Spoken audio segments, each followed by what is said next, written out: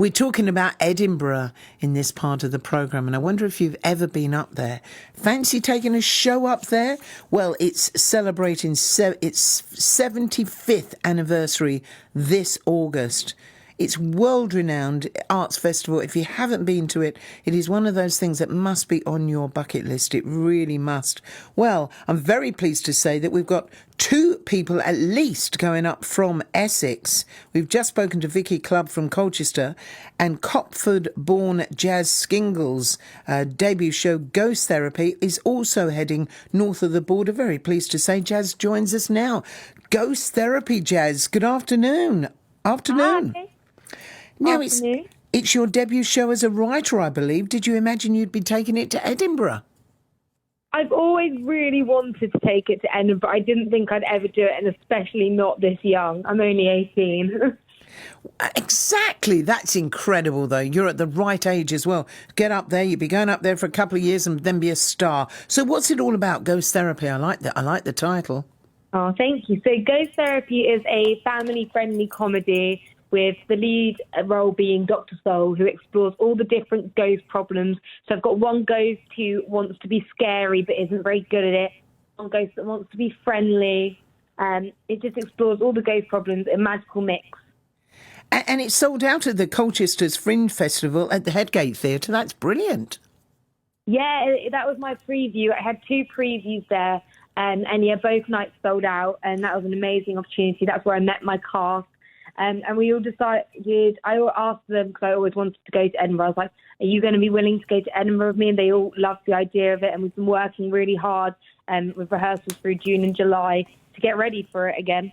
Fantastic. How many's in it? It's only a cast of 4, and then myself as the production company taking them up there. Right, well, only 4. That's quite a lot for Edinburgh, to be honest. It's normally sort of 1 and 2 person things. So and it's a great mix of ages as well. I've got someone as young as 16, and then my lead role is 59. Right, excellent. That's what you want as well, isn't it? Right across society. So, sold out. How did you get into theatre and film? I mean, are you doing it as part of your studies? You're only young.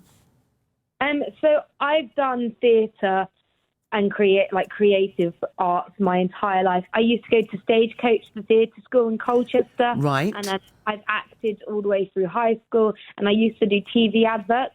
But I've always been so fascinated with the behind the scenes of it, and especially the writing aspect. So in lockdown, I actually wrote Ghost Therapy because I had lots of time. I was meant to be the GCSE year, but obviously my exams didn't go ahead. So I had all the time in the world during the lockdown, and I was like, this is the time I get to do what I love. So I wrote my first theatre show. And I do want to move into screenwriting for television. I want to turn Ghost Therapy into a pilot episode even. It's really what I want to do in my life. It's what I need to do. It's what you're going to do, isn't it? Absolutely. Yeah. So, and I hear you've been to the festival many times. Yeah, I've been to Edinburgh Fringe every single year for as long as I can remember. Really? I love it so much, and I'm so grateful to go up there, and I'm so glad, especially to go up for their 75th anniversary. And it's the return of Fringe after 2 years of COVID. It's going to be absolutely amazing. I'm so excited to see everyone else there. I know the theatre industry is just so great. I've already the build up to Fringe, where you're contacting people, reviewers, other artists, and just the community of it is so great, and I can't wait to see it all back, even the street acts. So where are you? Where are you performing?